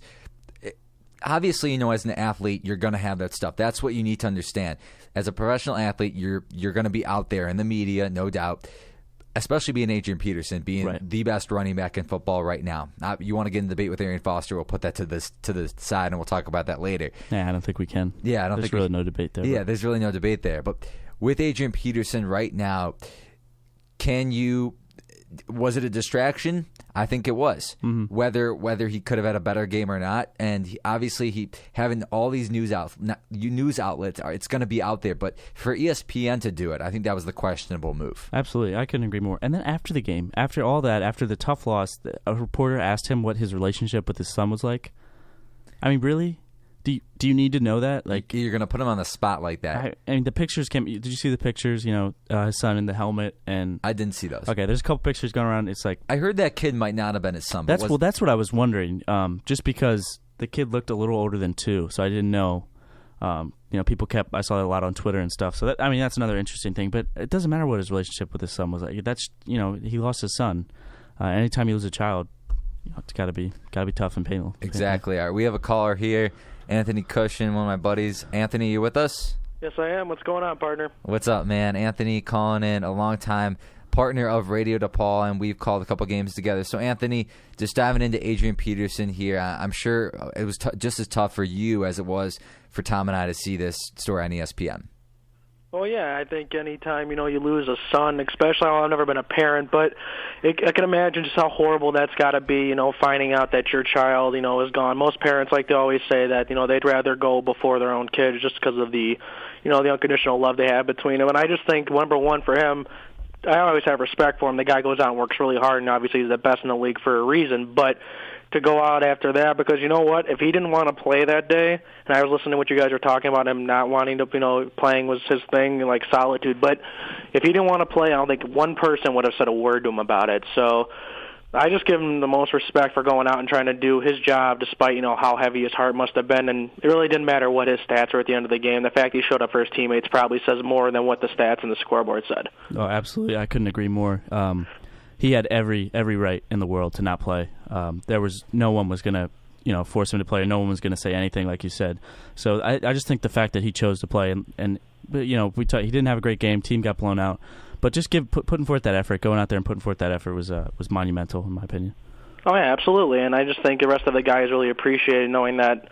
And I think Eli, or I think maybe you, Tom, actually said, it's a family. Those guys are together for, the 16 weeks or 17 weeks during the year, and then, got the OTAs and everything they go through. So it is kind of like a family atmosphere. And, I don't know where Adrian Peterson's family originally lives. I don't think they're from Minnesota. It might be from, wherever he goes. So for him, that's the most comfortable place to be. So I think if I was him, that's probably where I would want to go. You want to be with the guys you're with every day, the coaches, and, for a couple hours, get your mind off things. That's true. And, Adrian Peterson, as I mentioned, he got to leave on Friday. There's any player would have gotten to leave after that kind of an incident. And then, as you mentioned, Anthony, he came back. And along with Tom's point, I can't agree more, just because playing for that team, I think meant more for the team than for himself, just to go out there and show your teammates that you're willing to put your body out there on the line, even when pain's going through your body as well. Well, yeah, I definitely agree with you there. And I don't really know how much pain he really was feeling when you had to think about just the kind of toll he was taking mentally.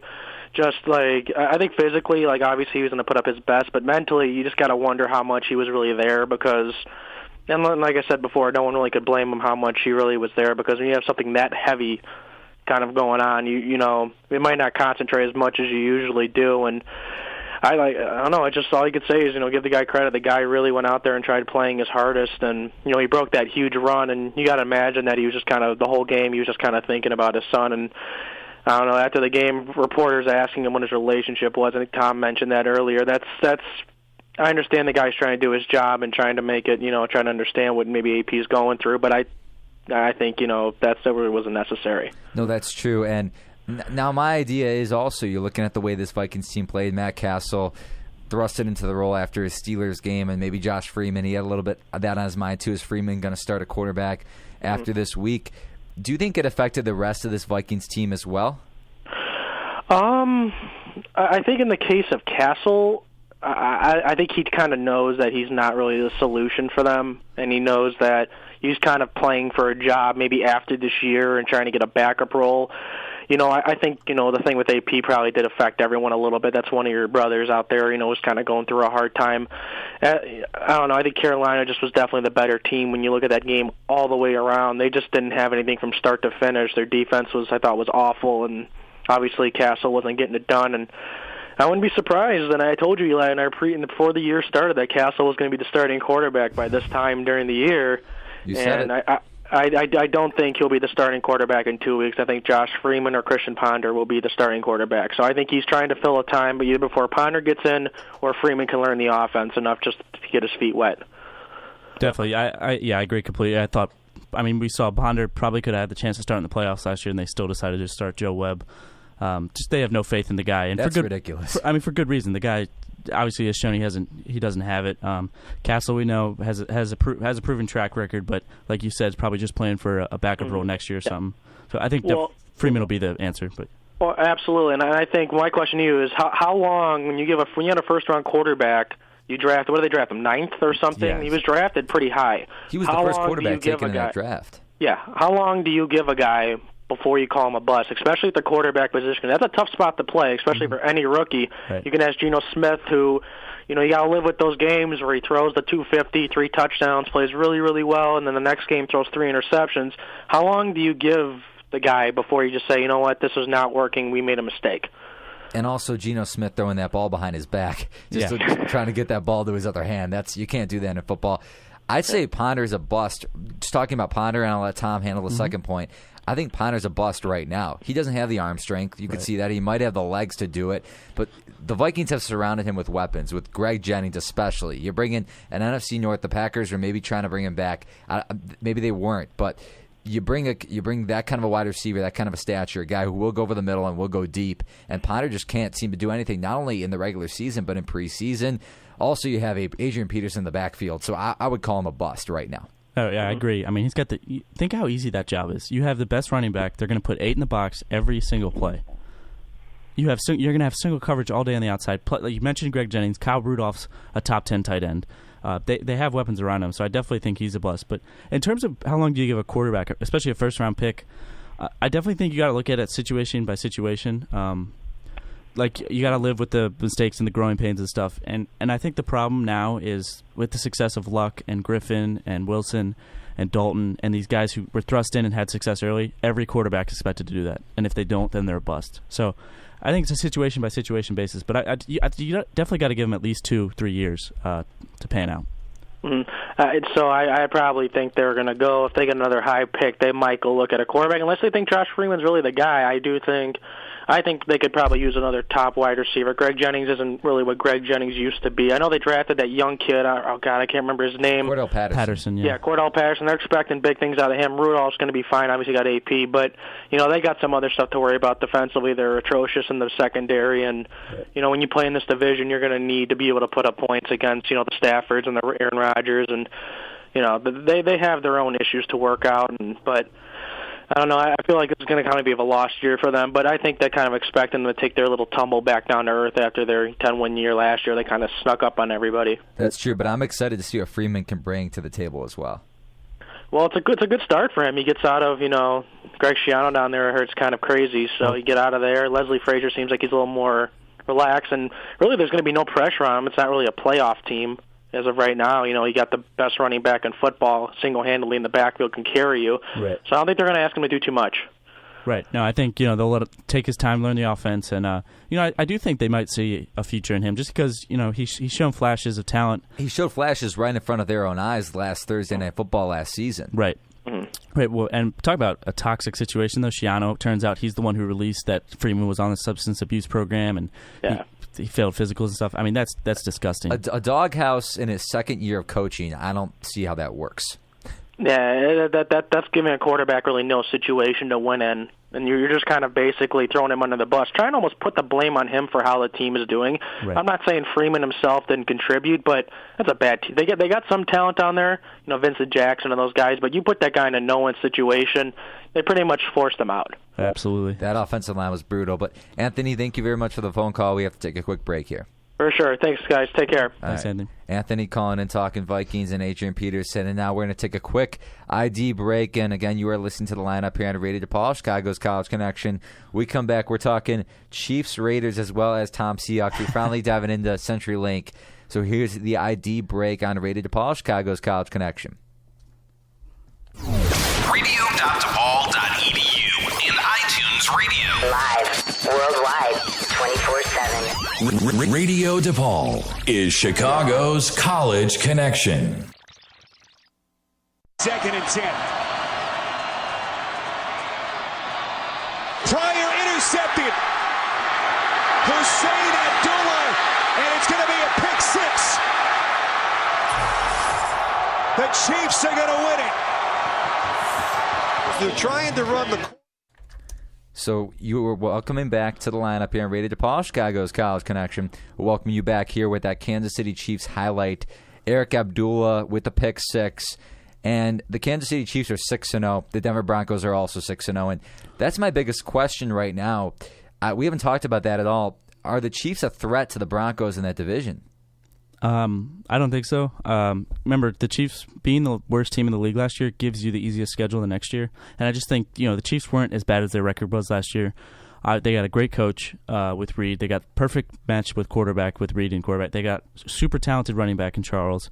Their defense is actually, above average. So they're definitely a good team. But, the Broncos, with Peyton Manning at the helm, are out of this world. So I saw a fun stat.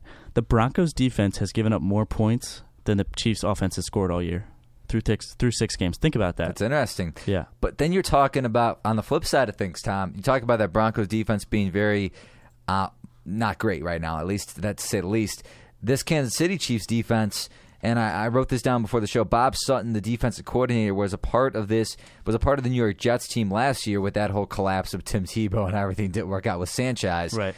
And now he's in this system in Kansas City, and I wanted to play the Abdullah highlight, not any offensive highlights, to show this Kansas City defense is leading this Chiefs team along with that offense. It's 50-50 right now. Yeah, no, the defense, you could argue it's more so the defense than the offense so far, too. The defense has been very good. I think Eric Berry, is their safety. I think he's an all-pro or definitely a pro bowler. So they have pieces all around. Tom Bali's been there for a couple years now, solid linebacker. Other than Glenn Dorsey, who was a bust. Yeah, they've drafted really well in that defense. So for sure, Brandon Flowers, is he cornerback as well? Yeah. So you look at this Chiefs defense. Tom said it. Now you match this Chiefs defense up with the Broncos offense. What kind of score do you get? Yeah, well, you expect a shootout anytime the Broncos play. You expect a shootout if it's a competitive game. Otherwise, the Broncos blow you out. But the Jaguars hanging tough, covering that 28-point spread. Yeah, that's big, and I wish I put some money on that one. I'm not saying I would have, but just I'll say I wish the listeners put some money on that game. There we go. With the -28 spread, the Jaguars play terrific. Paul Posluszny, I can't pronounce that name well at all. Posluszny, Penn State graduate. He was very inspired after Saturday's win over Michigan, as Mitch probably knows. What a way to respond, especially with that spread. I'm not saying that was any kind of a win, but I think that was a moral win. Oh, I think it absolutely was a moral win. I think they felt disrespected by it. So, I mean, to only lose by 12 to that team with the talent that the Jaguars have, or lack thereof, very lack thereof. I think it's definitely a moral win, and it's a good start for Gus Bradley because he needed something. He needed something to point them in the right direction. So yeah, no doubt about that. And again, the Chiefs Broncos. My personal opinion is I think the Chiefs can give the Broncos a lot of havoc when they play. And I'm not saying Alex Smith can match Peyton Manning score for score, but Jamal Charles is a heck of a running back, and I think he can run over this Broncos defense cleanly. And I think the Chiefs can play well. So I'm not going to say the Chiefs are at the class of the Broncos, but I definitely think they can hang with them. That's a fair statement. I think they're a step below them. The schedule, obviously, that was a valid point, Tom. Right. The schedule being very towards the Chiefs in that way, but with the Broncos, the schedule is all playing the Jaguars, but the Chiefs also play the Jaguars to open up the season, so I can't really argue that. Yeah, they're playing that division. It'll be interesting. They play twice, so we'll definitely get to see a fair share. That's true. Let's dive into the Seahawks really quick. So, Tom, just talking about the game, let's hear your experience at CenturyLink. And obviously, people remember the Marshawn Lynch touchdown versus the Saints. So, what was it like for you? It was an unreal experience. I've been to a couple stadiums throughout, mostly on the East Coast, but I've been to Soldier Field here. I've been up at Northwestern Stadium, Notre Dame Stadium, and stuff. But this is your first NFL game? No. I've been to the Link, saw an Eagles game there, been to FedEx Field, seen a Redskins game there, and been to the Meadowlands to see the Giants play. So everywhere in the NFC East. Yeah, I know, right? But this by far was the most amazing experience I've ever had at a live sporting event. Period. Just the tailgating was insane. The fans' passion is so unbelievable. You see it on the outside, you see it on the inside, and then just the energy and the noise inside the stadium was so overwhelming. It's crazy. I didn't think it was going to keep up the whole game, and I was wrong. So first quarter to the fourth quarter, it was pure screaming, standing and screaming the entire time. Well, not when the offense had the ball. Kept it quiet, and then sat down. And then when you stay standing. But when beast mode broke it out, then you start to hear screams. But they said the beast mode run against the Saints registered a minor earthquake. I totally see how that happened. It was it just got super super loud from kickoff all the way till the final whistle. So it was definitely an amazing experience. No, I bet it was. And even though the Titans are playing some decent football, obviously. The defense is definitely. I think it's a top 10 defense in the league right now. So, but not that offense, especially without Jake Locker. Right. I was talking to you. Richard Sherman on that interception. I saw it live. I saw him. He baited him. He saw Fitzpatrick look downfield. Sherman was about 5 yards behind. I think Kenny Britt was maybe the intended receiver, or Nate Washington. And then as soon as Fitzpatrick started throwing the ball, Sherman turned on the jets, was right in front of Britt, made an easy interception. Just crazy to see. So definitely Fitzpatrick did not play well yesterday, but the Titans hung tough with that returned field goal. So it's a good game. It was a good game. Great game. And hopefully for these Seattle Seahawks to keep it up, and for you, I'm sure it was, as you mentioned, a great experience. Yeah. Hopefully many more to come. Many more expensive tickets to come. I know, right? But many more experiences at the Link to come. All right, we're going to take a quick break here. When we come back, Matt Eurich is going to be joining us talking Bears. He is the columnist of Bleach Report, writing about the Bears as well. So, Tom, we want to take a quick song break here. All right, we'll do Dream On by Aerosmith. Sounds good. And you are listening to the lineup here on Radio DePaul, Chicago's College Connection. Matt Eurich from Bleach Report is with us next.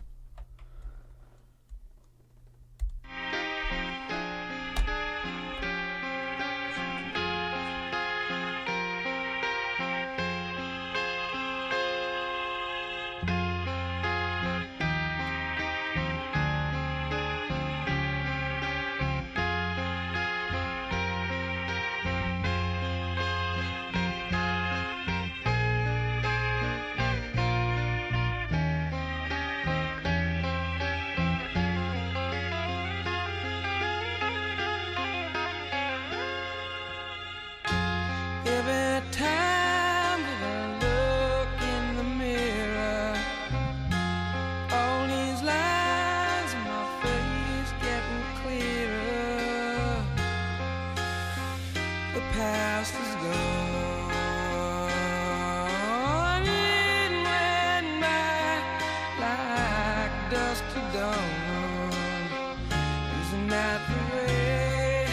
Everybody's got the dues in life to pay. Yeah, I know nobody knows where it comes and where it goes. I know everybody says you got to lose to know how to win.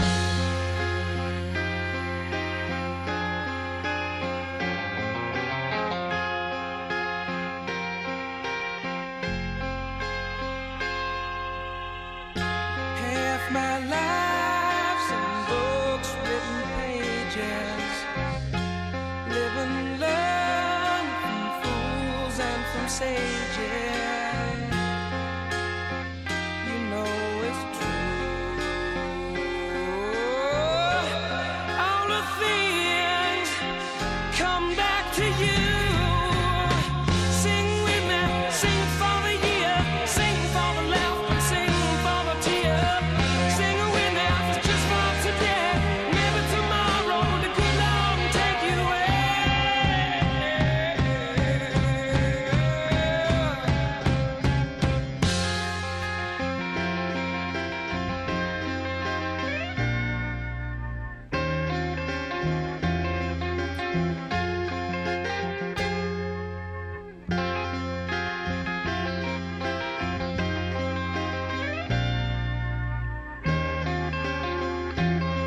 Yeah, sing with me, sing for the year, sing for the laugh and sing for the tear. Sing with me, just for today. Maybe tomorrow the good Lord will take you away.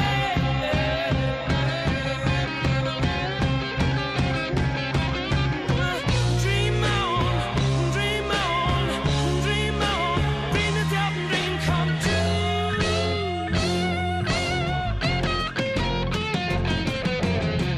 Dream on, dream on, dream on, dream until your dream come true.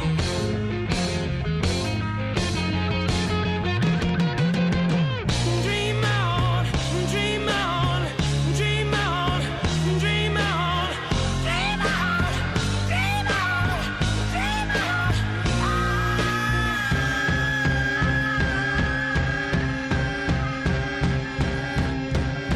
Sing with me, sing for the year, sing for the laugh and sing for the tear. Sing with me, just for today. Maybe tomorrow, good Lord will take you away. Sing with me, sing for the year, sing for the laugh and sing for the tear. Sing with me, just for today. Maybe tomorrow, the good Lord will take you away.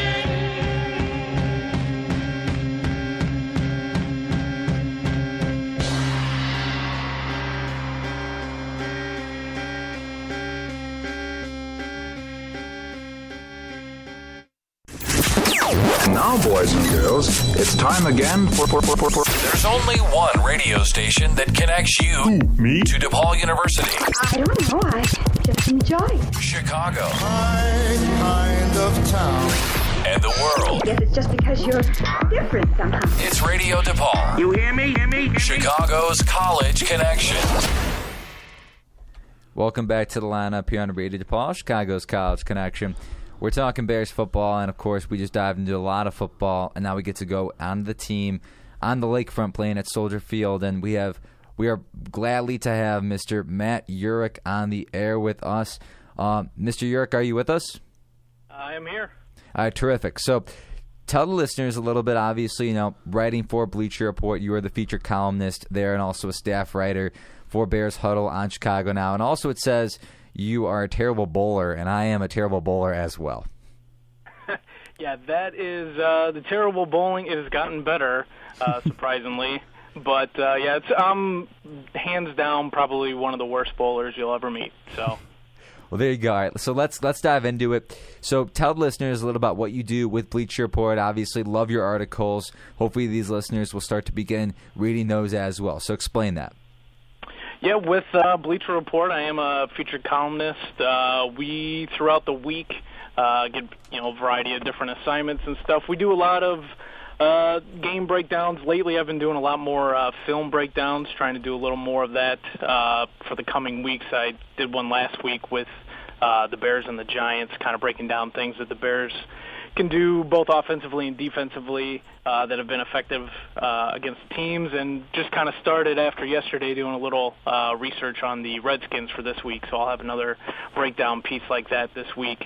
And then over at Chicago Bears Huddle, it's more of a little more opinionated pieces, kind of breaking down, questioning things a little more than on the Bleacher Report side. Yeah, that sounds terrific. And referencing your Bleacher Report article, you talked about the two keys being that they need to create pressure on Eli Manning, which, again, they did in some ways more than others. And then also you said they needed to create mismatches offensively when Cutler's outside the pocket, which they definitely did. But first, let's dive into the defense. And they definitely made plays on defense. Obviously, Tillman's pick 6 and making other key plays in the fourth quarter as well. But Eli Manning, again, 1 sack, Breen Lance Briggs' sack. The pressure wasn't on him too much. I think the confidence just wasn't there for Eli yet again.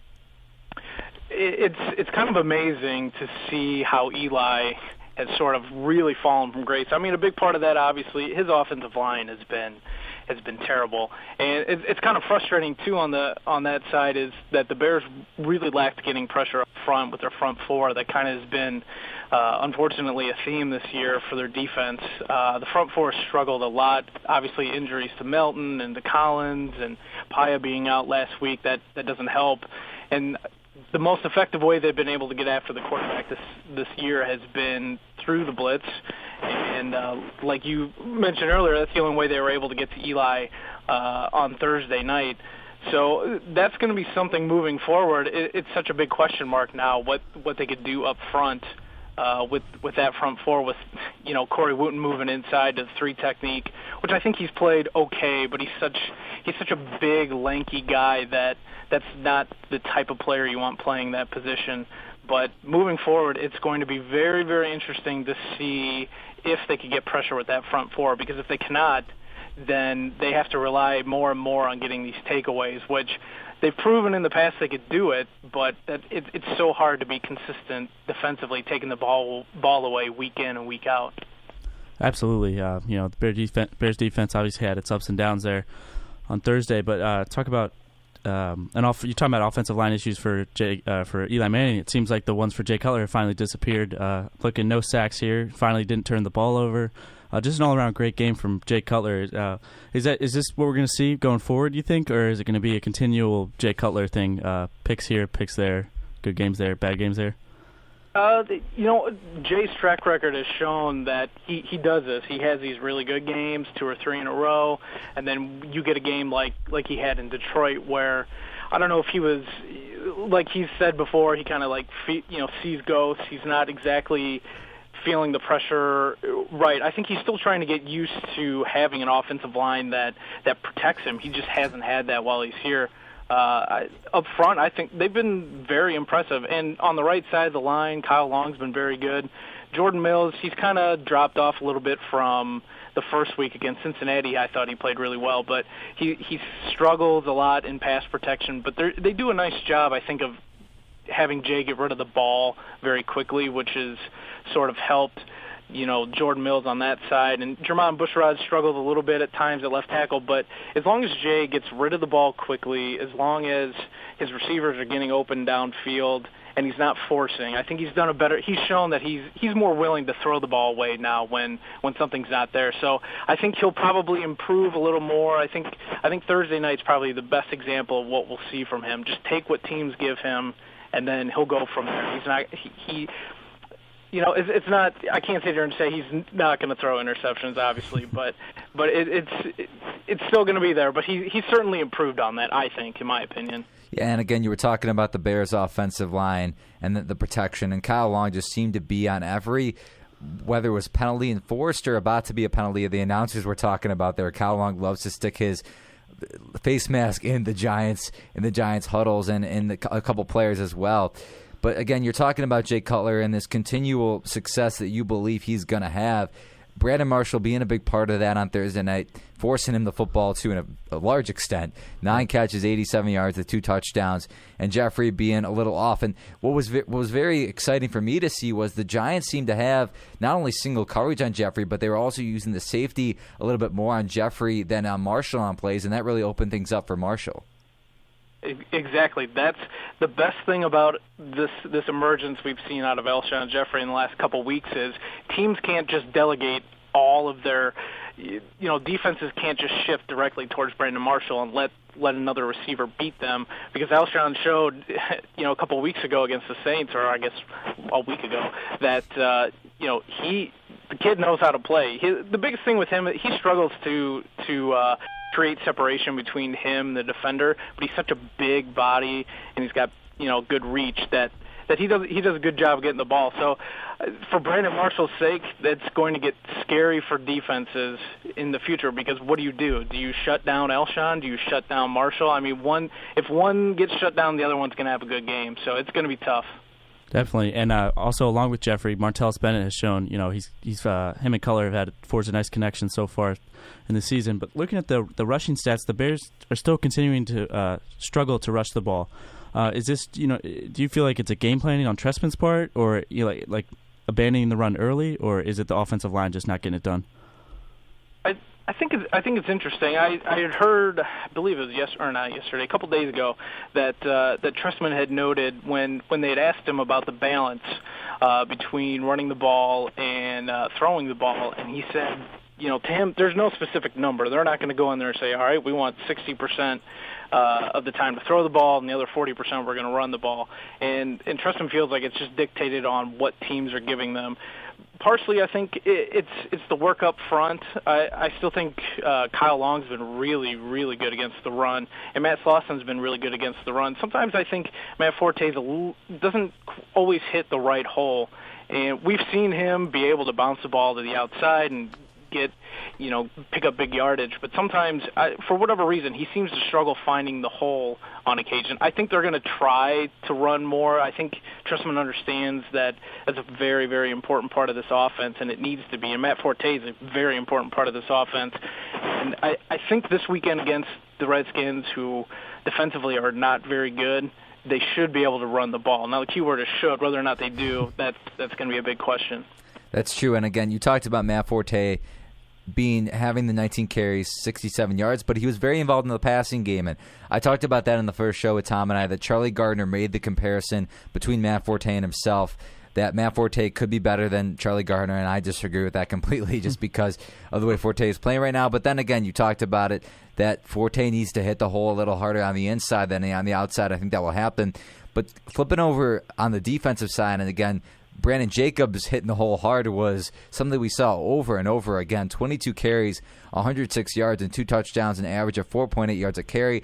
This looked like the Brandon Jacobs of the 2007 Super Bowl champion Giants.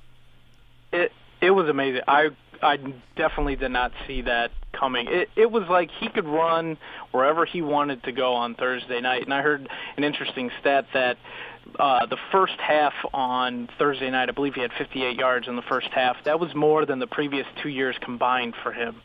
They were at will blocking the Bears wherever Brandon Jacobs wanted to run. It's been, for the most part, the Bears have held some good running backs in check. They slowed down. Reggie Bush ran all over him, but they slowed down Adrian Peterson. Didn't let him beat them. But that's kind of scary moving forward with a team. You got Washington coming up with Alfred Morris. The Packers all of a sudden have become a pretty good running team. Too. So they really need to shore that up on defense. Not only and again, like we talked before, getting pressure on the quarterback. It all starts up front. It's so difficult when you have 4 guys that barely have played with each other, and it's just so hard to kind of get into a rhythm. So it becomes even harder to stop the run. Definitely, the Bears defense, looking characteristic in some ways, and obviously forcing the turnovers and stuff, but not getting pressure and getting run all over is definitely not Bears-like. Obviously, you mentioned they have the Redskins next week, and then their bye week, and then follow that up with Green Bay and Detroit. those two games, Green Bay and Detroit back to back. Do you think that'll kind of make or break the Bears season here? Kind of give them the litmus test, if you will. I believe so. It's the Lions. You look at the Lions. You look at the Packers. Both teams are over 500. The NFC North, I believe, is the only division in football that has two teams or more than two teams over 500. The Packers, we've seen it for years. The Bears, I don't know what it is. They just cannot get over that hump against them. Defensively, they've tended to be not too bad against Aaron Rodgers. But offensively, for whatever reason, that's always been Jay Cutler always seems to struggle against the Packers. And then, like you said, the following week you got Detroit. And I think them being at home will definitely help against Detroit. I think they could beat. I don't really believe in the Lions right now, but I'm with you. I agree. It's definitely going to be a big test. Those 2 weeks to me are more important than any games they've played so far this season. For sure. All right, Mr. Eurich, we're going to take a quick break here. We'll pod down your mic, and we'll talk some more Redskins, Bears, as well as the rest of the NFL next. How does that sound? Sounds good.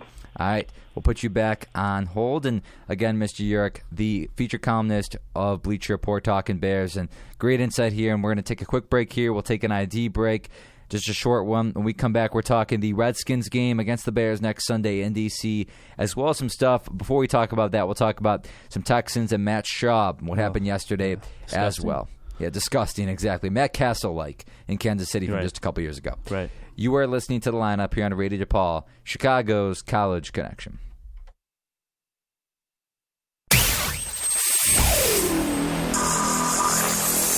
You're listening to radio.depaul.edu through the series of tubes that is the Internet. It's not a big truck. It's a series of tubes. It's a matter of sight and sound. It's a source of entertainment and information. Why, oh, why didn't I take the blue pill? Radio.depaul.edu is the home of Radio DePaul, Chicago's College Connection. Welcome back to The Lineup here on Radio DePaul, Chicago's College Connection. We have Mr. Eurich still with us. Are you still with us?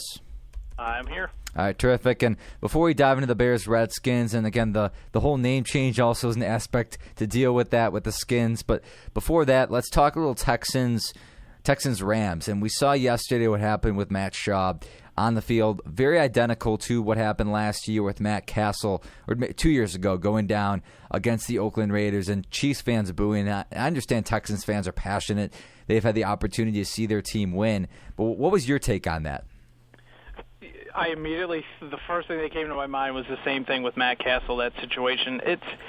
I understand that fans, we get so invested with teams and we get frustrated, and obviously they've been frustrated with Schaub and his pick sixes and all of that. But for a fan base to cheer for anybody getting hurt, regardless of it being an opponent, and in this situation their quarterback, it's awful to hear that. It's these guys, they go out there, they want to win just as much as the fans want them to win.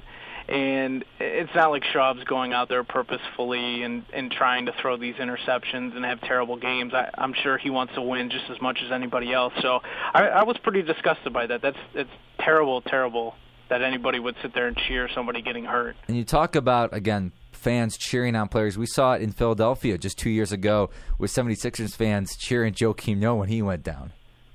Yeah, it kind of blows my mind. I mean, I understand you don't like the opposing team, but to sit there and cheer and be happy for somebody getting injured, it blows my mind that people would do that. No, yeah, absolutely. And then another incident yesterday, didn't get talked about too much though. Calais Campbell for the Cardinals was down with an injury, and the fans thought that would be a good time to do the wave. Yeah, I saw that come up too. I mean, the wave on its own is a pretty dumb concept, but they do it so much at White Sox games that it gets me sick. And then if you dare try doing that, people try doing that at Wrigley. That's about the end of the world there when that tries to get started up. Yeah, so I think all in all, the wave should just go away. I agree. Agreed on that point. But just talking with the Texans real quick, one last thing. I mean, I understand the fans are upset with Schaub and he's not played well. But is TJ Yates, going to be any better? We saw him come in yesterday and throw 2 interceptions and just not move the offense anymore. So, I understand Schaub's not playing great, but if I'm a Texans fan, I'm going to stick with the guy who's going to give me a better chance to win.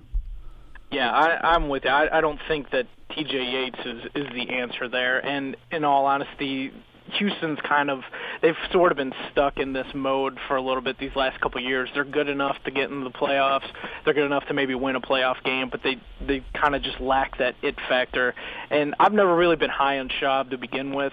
I don't see him as being that quarterback that helps win Super Bowl. So I think the Texans are really going to have to look hard in the offseason whether or not they want to try to trade up or even draft a quarterback, or I don't even know who's really going to be available on the market. I mean, quarterbacks don't just hit the market, so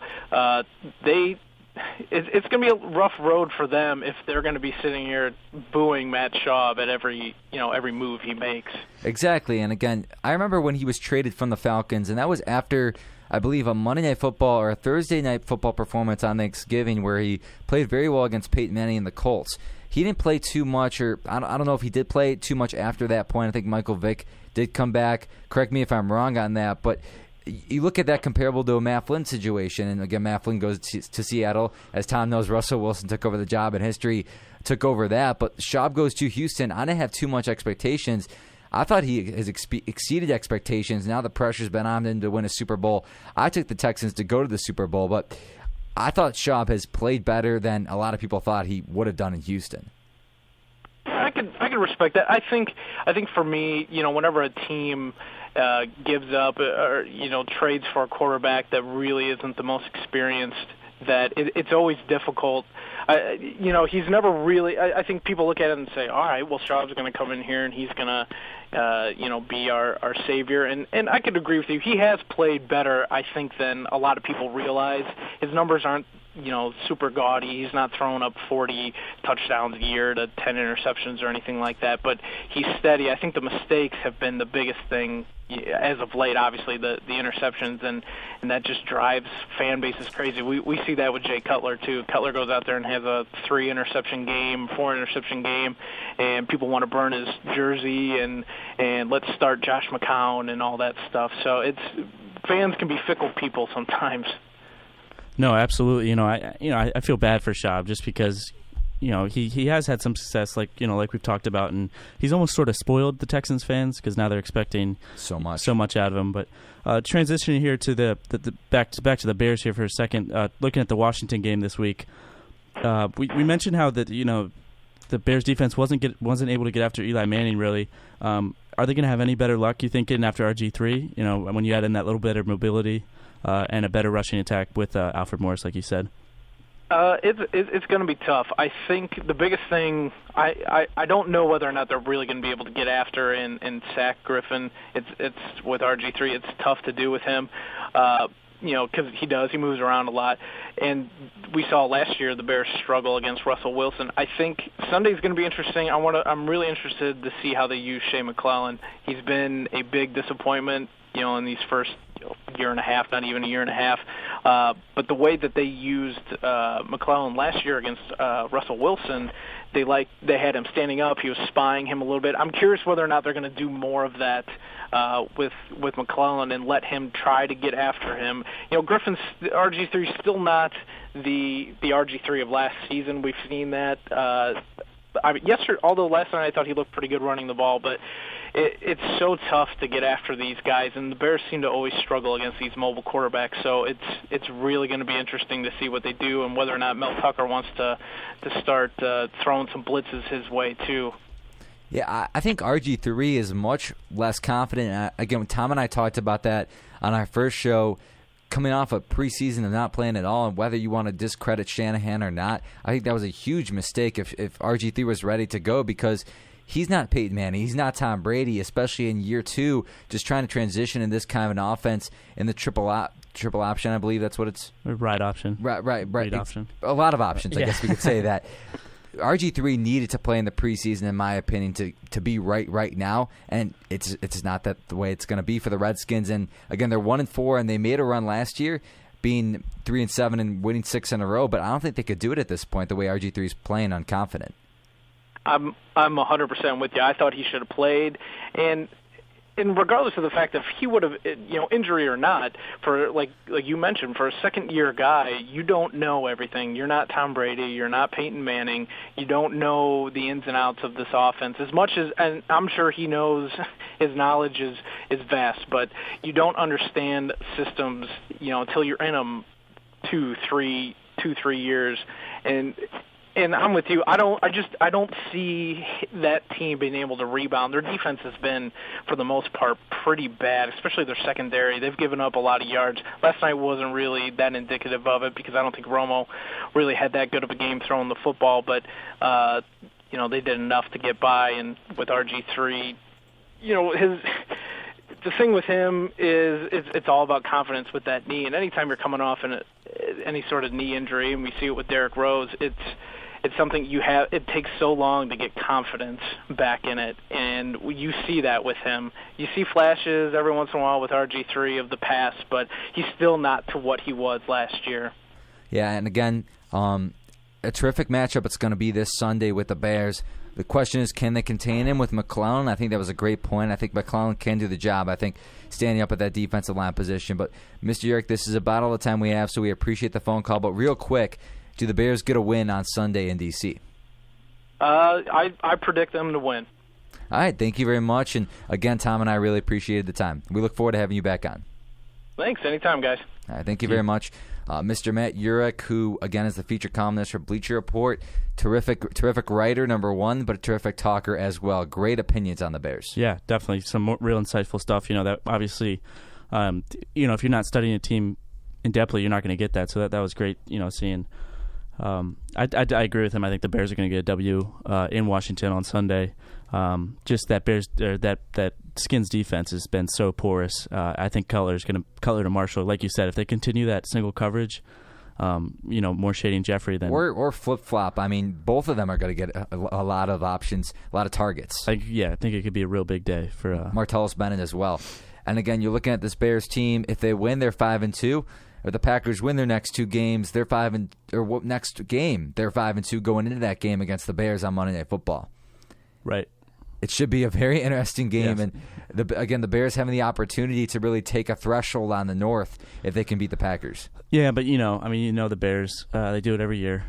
We just got to wait until they reach their bye week, and then afterwards, they could be sitting 6-2 and miss the playoffs.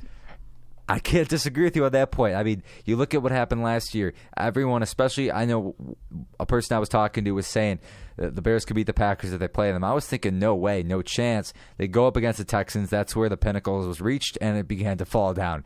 So, again, you go up against Green Bay on the road. That's huge at Lambeau if they get that win or if it's close. Detroit at home, Baltimore at home. Three big games. Right. They got to win one of the two against Detroit and Green Bay. If they lose both, then I don't see them making the playoffs. I agree. I think you're looking at right now two teams making the playoffs because I think the Niners and Seahawks are both getting in. And then where's your other wild card coming from? You're looking at the NFC South? Not the way the Falcons are playing. Yeah, so the Lions look like Lions or Bears potentially are, and then the NFC East is right. And then we already know that's a one team. Yeah, so no, that's a very good point. I haven't really looked at it like that. So yeah, it's probably two teams, only two teams from the North. And the Lions and Bears have the opportunity, or it could be Lions and Bears, and the Packers could be excluded. I mean, right. maybe this is the year Rodgers gets taken out. Yeah, we have no reason to pencil in the Packers yet. I don't want to do that yet either. All right, but we're going to wrap up this show. And again, we appreciated everyone who had the time to call in and listen in as well. Mitch Robinson, the first-time caller, long-time listener. There's his line right there from Penn State University. Good buddy of mine, as well as Mr. Eurich from Bleach Report. Terrific conversation with us just a couple minutes ago. So, Tom, any last words? No, just like you said, thanks to Mitch and Anthony for calling in, and obviously Mr. Eurich, great insight on the Bears. Yeah, Anthony too. Terrific phone call right there. And again, we appreciate everyone who listened and called, and we'll bring you the same exact show. Not the same sports talk, but the same name. I'll put it that way. The lineup. We'll bring you the lineup next Monday from 3 to 5 on Radio DePaul, Chicago's College Connection. Again, thank you very much for listening, and the news is coming up next. We got some sports, following up some sports news as well. So they'll be talking what happened yesterday. Steve Bartman, of course, the 10-year anniversary. They'll probably be talking about that as well. Just had to give him a shout out. And again, thank you for listening to the lineup here on Radio DePaul.